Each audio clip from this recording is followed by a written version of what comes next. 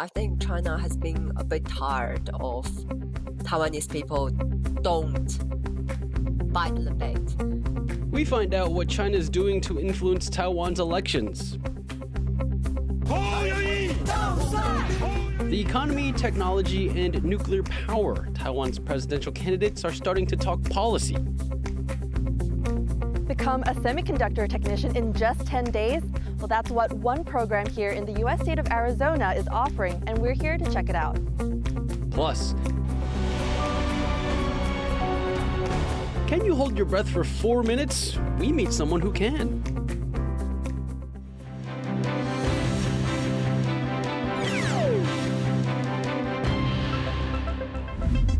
Welcome to TaiwanPlus News. I'm Liao reporting to you from Taipei. Thanks for joining. Leading off with our top story, the government here is now investigating 5 people over Chinese interference in Taiwan's upcoming elections. They are suspected of organizing Beijing-funded trips to China, where attendees met with Chinese officials and were urged to vote for opposition candidates in the January race. It recently emerged that hundreds of neighborhood leaders had been on this type of trip. The government here has increasingly warned of Beijing's attempts to disrupt elections through disinformation, cyber attacks, and cognitive warfare. For more on how China is trying to win the hearts and minds of Taiwanese, reporter Rick Glauert spoke to Chunyi Li of Nottingham University's Taiwan Research Center. A lot of Taiwanese leaders are sounding the alarm over Chinese infiltration and influence on Taiwan's upcoming elections. How does China try to influence, disrupt, or determine Taiwan's elections?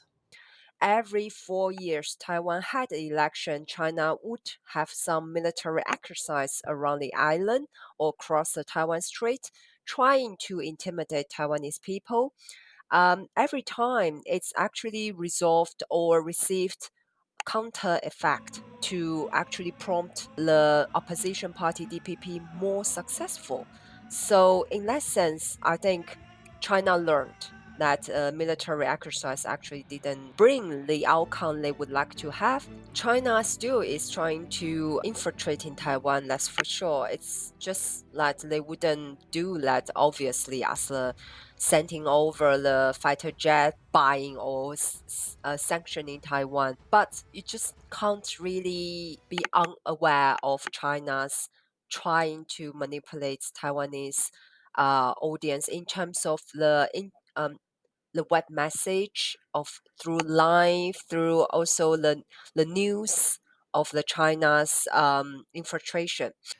And we've been hearing a lot about local Taiwan politicians visiting China, receiving subsidized food and travel, and meeting with Chinese officials there. Could you tell me how big a threat is this sort of thing for Taiwan's elections? First of all, I don't think these trips are illegal because they are individual, and Taiwan is a democracy, and which is difficulty. That in a democracy, you could go anywhere, right? You could take the trips and you could receive the whatever the rewards of the trips. But it's just need to see into this ripple effect, how big it could make to the voters. So if those local officials, they went to China and then he would be able to influence their voters to a larger scale, I would be very surprised because, again, that is what I said. Most of the Taiwanese citizens have been aware of the Chinese influence and have been knowing that China is trying to buy hearts and minds. How has China been changing its tactics as it looks to win over hearts and minds in Taiwan? And are these efforts succeeding? I think China has been a bit tired of Taiwanese people don't bite the bait. So in that sense, I don't think that China's still trying to do all the time those tricks, but it's not. They just don't find those tricks are really working. The disinformation might work better because it's infiltrating further and deeper to the Taiwanese society. I think that China, in many ways, have been trying to maneuver Taiwan, but in many ways, those tactics couldn't really succeed because it's actually touched upon the really soft part of Taiwanese people's hearts and mind, which is, would you like to trade the democracy that your generations and before your generation you fought so much for with autocracy society? That was Professor of Politics and International Relations Chun-Yi Lee talking to reporter Rick Glauert. Taiwan's presidential hopefuls have spent a busy day crisscrossing the country. They have just over a month left to convince undecided voters. And as John Van Trieste reports, they're now hoping bread and butter issues will get the job done. Taiwan's 3 presidential candidates have found their voices. In the early stages of this campaign, the spotlight was on the theatrics of deciding who would run. But with that settled, and just weeks until Election Day, it's now time for business. That includes winning over the bloc of voters not entrenched behind party lines, the persuadable. And that means concrete issues are finally coming to the fore. Ko Wen-je of the Taiwan People's Party has taken up a cause that resonates in Taiwan, fixing the country's stagnant wages. He wants to give tax cuts to companies that give raises and force publicly traded companies to publish how much they pay workers. 过去20年，台湾 GDP 成长很多，可是实质薪资没有成长，所以从数字上就知道，老板赚的钱没有给员工分享。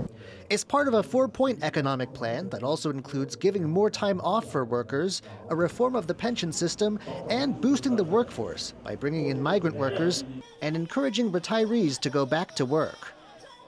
He's not the only one finding an audience. The Democratic Progressive Party candidate Lai Ching-te is gunning for the high-tech corridor that runs along Taiwan's northwest coast. Winning support here won't be easy. This is a bastion of the rival Kuomintang. But by promising to expand the tech industry and bring other improvements, he thinks he can pull it off. 我有提出一个桃竹苗大矽谷计划，因为新竹市的科学园区应该要往外扩，然后同时呢，我们应该要解决交通的问题，还有改善生活环境，然后基础建设要做好。 And current events are seeping into rhetoric too. Kuomintang candidate Ho Yo-yi is using the ongoing UN climate change conference to hit on a point his party has long pushed. He says the ruling DPP's plan to phase out nuclear power is a mistake. 非核家园不但跳票，跟国际在减碳、以核减煤的整个趋势完全背道而驰，错误的政策不但比贪污更严重，还会造成后国殃民。 All 3 candidates have solid bases. They hope that policies like these will bring undecided voters on board, raising their chances of becoming Taiwan's next leader. Eason Chen and John Van Trieste for TaiwanPlus. Taiwan's top science agency has released a list of key technologies that will be subject to stricter regulations.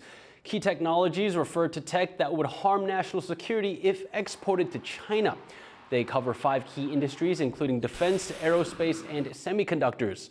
The move is part of Taiwan's efforts to tighten its information and national security and prevent technology leaks.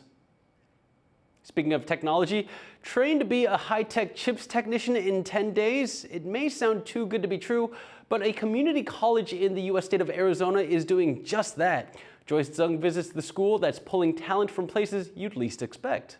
Okay, this is the pneumatic one which goes from here. Scanning for bugs in a machine. These students are learning the skills needed to work with semiconductors, the advanced chips that power all modern electronics. Most of them haven't studied engineering or chemistry before, but as tens of billions of US dollars pour in to grow the American chips industry here in the US Grand Canyon state, Arizonans from all walks of life are looking to join the high-tech field. Once I heard about the CHIPS Act and all the different things that's coming to Arizona, I definitely had to make the jump. Career jump. For me, it's more of trying to read where the future's going, especially here locally. I just see the importance of that industry growing a ton over the next 10 years. They're here at Maricopa Community College for Quick Start, a 10-day program to become a semiconductor technician, 0 experience necessary. Technicians are crucial entry-level manpower in chip fabs, with about 7 technicians to every engineer. And teaching these budding talents, industry experts like Tanya Manning and Gary Burley, both engineers from Intel, the U.S. chips giant that's building 2 new factories in the state, alongside Taiwanese chip giant TSMC. The expansion of the competing chip firms is fueling growth here, encouraging volunteers like Manning and Burley to share their knowledge. And they say more talent, regardless of background, is needed for these investments to pay off. There's still going to be a big need for manufacturing technicians specifically to come in and work in those factories. And a program like they have here is what's kind of helping feed that need. TSMC has started doing a lot of their hiring for their facility, but Intel really hasn't even really started in earnest yet. The program's seen strong enrollment from those aged 40 to 65, as well as women and minorities, all looking for a career boost. Instructors say their main goal is to give students confidence, admitting the high-tech chips world can be daunting. That's why they're giving them a look into what goes on in a chips fab and equipping them with the basics, from the proper way to dress to how to use essential tools. The machines in this classroom are modeled after what you may find in a clean room. Now, that's a highly controlled environment found in chips factories that usually only engineers get access to. So this is a rare chance for students to get their hands on tools to make them stronger candidates for the job. For Leah Palmer, one of the pioneers behind the program, it hasn't been easy convincing tech corporations to consider late bloomers in tech. But with Intel, TSMC, and other major investors expecting thousands of jobs to be filled here in Arizona, she says there's new traction. Industry realizes that they need us. So right now with TSMC, we've been meeting with them weekly for days. We've had to convince industry that someone that is at a technician level should be on their watch to be their next engineer and their next CEO. With more positions open now than people to fill them with, educators are wanting to get more students through the door. The goal is to empower them to work in high-tech, even if they got their start from a 10-day course. Justin Wu and Joyce Tseng in Mesa, Arizona for TaiwanPlus. That was the last part of Joyce Tseng's series on the growing chips industry in Phoenix, Arizona. Visit TaiwanPlus.com for the other episodes. Coming up after the break,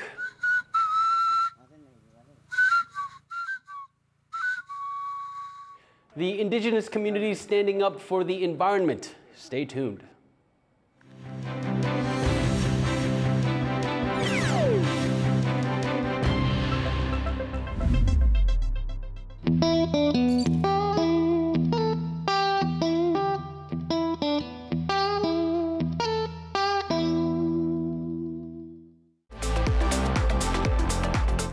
Thanks for watching Taiwan Plus. For more news from Fiji and around the world, download the Taiwan Plus app.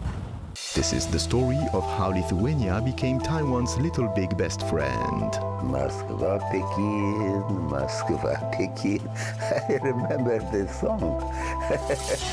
There is a World Lithuanian running event. Gerai! Visi važiuojam! Lietuva! Lietuva! Už Lietuvą! My interest in basically in those small countries caught between empires. I was arrested along with a partner. Let Taiwanese feel themselves a nation on their own land. To have any support, I'm very, very happy and very proud. Lithuania in Mandarin, you know, Litauan. Sounds like a little one. Lithuania is opening its lasers showroom in Taipei. It's a joint venture between a Lithuanian startup and Taiwanese technology company. And in this preparation is involved 60 municipalities in Lithuania and 14 ministries. But then politicians, they began saying to people that, oh, don't worry, what we lost with China, Taiwan will completely make it up. Why? For what they should destroy Taiwan? Taiwan's Little Big Friend. Coming Thursday, December 21st, 7 p.m. on Taiwan Plus.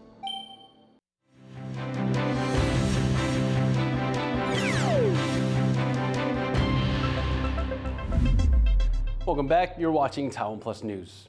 Czech Senator Pavel Fischer has met with the head of Taiwan's legislature, Joyce Tseng. Fischer is the head of the Czech Republic's Parliament's Foreign Affairs Committee. He's in Taiwan for a 3-day visit. Fischer earlier met with Foreign Minister Joseph Wu, who awarded him with a Friendship Medal of Diplomacy. Wu cited Fischer's help with arranging the Czech Senate president's trip to Taiwan in 2020, the first of its kind in decades. Pavel's visit is just the latest in a trend of warming ties between the Czech Republic and Taiwan. For more on this budding relationship, TaiwanPlus reporter Jeremy Olivier spoke with Marcin Jezewski of the European Values Center for Security Policy. A growing number of Czech politicians and officials have been making visits to Taiwan, with some really historic trips taking place in the past several years. So what's behind this apparent deepening of ties?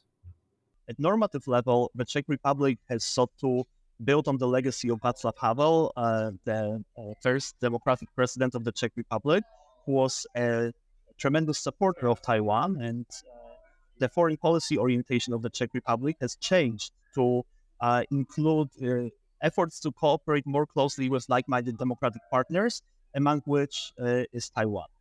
But when it comes to the pragmatic dimension of cooperation, Taiwan has also positioned itself as a strong economic partner of the Czech Republic. A number of Taiwanese companies have invested in the Czech Republic, including some of the flagship names of the Taiwanese economy, like Foxconn. Taiwanese companies are starting to ramp up investment in the EU, with the most notable case being TSMC's planned fab in Germany, which just so happens to border the Czech Republic. Is it possible that the Czech government's moves to improve ties with Taiwan are a way to direct some of that investment their way? Definitely. And I believe that the investment of TSMC in Dresden might have positive spillover effects for Central Eastern European countries, including the Czech Republic. The Taiwanese government has made significant efforts to expand the capacity of countries like the Czech Republic and Lithuania to participate in production of semiconductors and find their own place in supply chains, for example, by participating in packaging and testing of semiconductors, which will be manufactured in Dresden. So the Czech Republic is not the only EU member that is moving closer to Taiwan. Lithuania has also improved relations in recent years. Can we view these two countries as a benchmark for broader EU ties with Taiwan? Unfortunately, we are still seeing quite a lot of fragmentation within the European Union when it comes to creating a united stance vis-a-vis Beijing and vis-a-vis Taipei. Some of the European Union member states are more exposed than Central Eastern European states to China and are more dependent on engagement with the Chinese economy. I think that it will take some time before we can see more unity from the European Union in engaging Taiwan.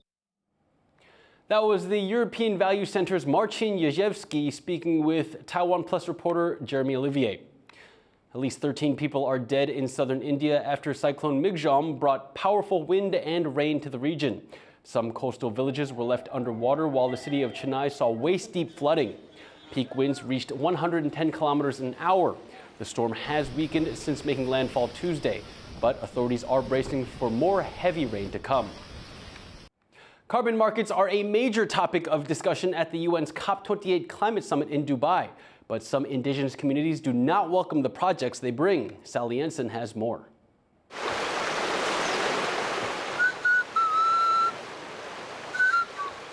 Known as the lungs of planet Earth, the vast Amazon rainforest in South America is a vital ecological support system. The indigenous communities that live here are often seen as the defenders of this forest, and by extension, the world. Esta selva amazónica, por eso da una vida, hay una vitalidad importante, no solamente para nosotros los indígenas, sino para la vida de la planeta. Now, several international companies are buying up huge tracts of this land for its capacity to absorb carbon dioxide. For these indigenous groups, such so-called offsetting projects are a threat to their way of life. Minería es la afectación ambiental, la contaminación, pero esto contamina espiritualmente, físicamente, destruye todo lo que uno quiere hacer en este territorio por plata. Instead of reducing their own emissions, businesses and industries can just buy carbon credits or offsets on a carbon market. These credits are usually forest preservation projects that prevent or remove CO2 emissions. Carbon credits are a major topic of discussion at the UN's COP28 climate summit in Dubai. That's because many believe carbon markets could funnel billions of dollars a year in extra finance to remove carbon or cut emissions, while paying communities for protecting biodiversity. If we could just get on with it now, get the investment, do the land restoration work with the livelihoods focus as quickly as we can, we're all going to benefit. It doesn't matter where restoration work happens, it benefits the whole planet. But critics argue these markets oversell their potential to actually reduce emissions.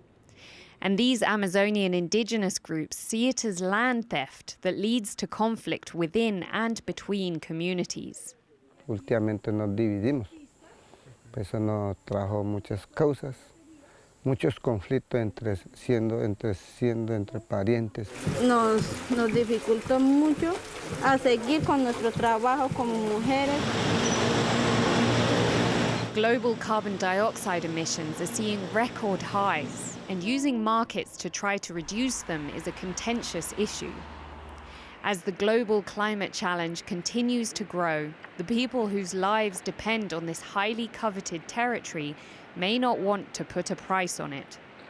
Dolphine Chen and Sally Jensen for TaiwanPlus. Climate activists are protesting fossil fuels outside the UN's COP28 climate summit in Dubai. On Tuesday, protesters criticized the record number of coal, oil, and gas lobbyists present at the conference. There are almost 2,500 representatives of the fossil fuel industry at this year's meeting.